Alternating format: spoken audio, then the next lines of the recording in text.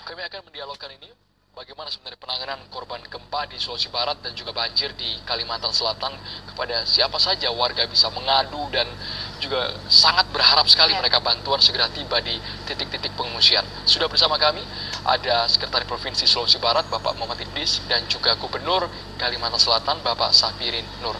Assalamualaikum, selamat sore Bapak-bapak. Selamat sore. Selamat sore. Iya. Baik, kita ke Pak Gubernur terlebih dahulu, Pak Safirin Nur. Kami ingin tahu Pak, sejauh ini bagaimana penanganan banjir yang terjadi di Kalimantan Selatan, Pak? Sejauh ini penanganan banjir di Kalimantan Selatan bermula kejadian banjir di Kalimantan Selatan dengan diawali hujan yang intensitasnya sangat tinggi. Kemudian kita melakukan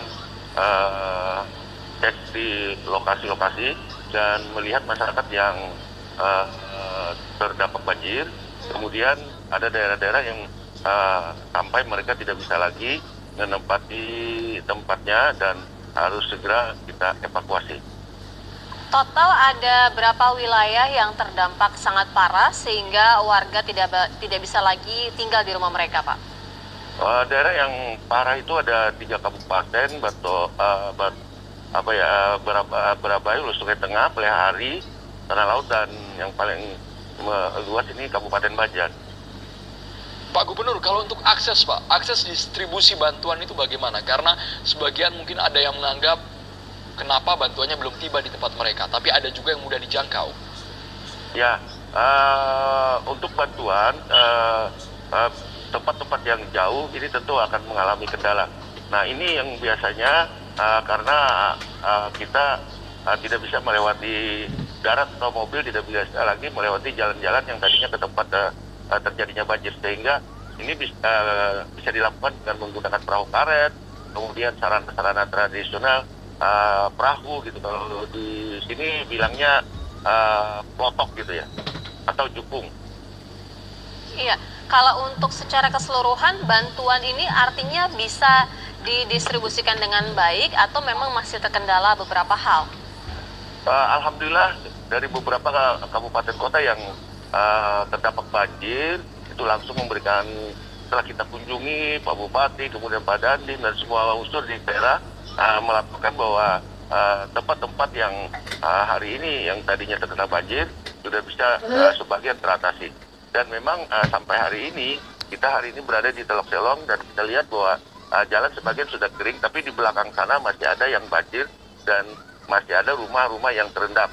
Dan mereka yang terendam ada yang berada di pengungsian, dan kemudian yang sudah rumahnya kering, ada yang dari pengungsian juga sudah kembali ke rumah. Baik, kita ke Sulawesi Barat terlebih dahulu dengan Sekretaris Provinsi Bapak Muhammad Idris. Pak Idris, bagaimana kalau di Mamuju dan juga Majene, Sulawesi Barat, Pak, mengenai penanganan korban gempa di sana? Ya, selamat malam Mas Arul. Hari ini adalah hari ke-8 dari musibah gempa yang terjadi di Sulawesi Barat. Pak David dan juga Pak Idris, paling tidak nanti dari Sekretaris Provinsi sudah mengungkapkan dan akan segera menuju ke lapangan melihat kondisi realnya seperti apa dan langsung diperbaiki. Kita ke Pak Gubernur ya, Siraya. Pak Gubernur Kalimantan Selatan, kami ingin tahu Pak, kalau untuk daerah-daerah yang terisolir Pak saat ini, bagaimana warga bisa mendapatkan akses bantuan itu untuk kedepannya? Karena kita tidak tahu kondisi cuaca dan juga banjir di sana kapan surutnya. Pak Gubernur. Oh ya, untuk daerah-daerah yang katakanlah terpencil ya, tentu saja ini pasti akan diupayakan bantuan dengan berbagai macam cara.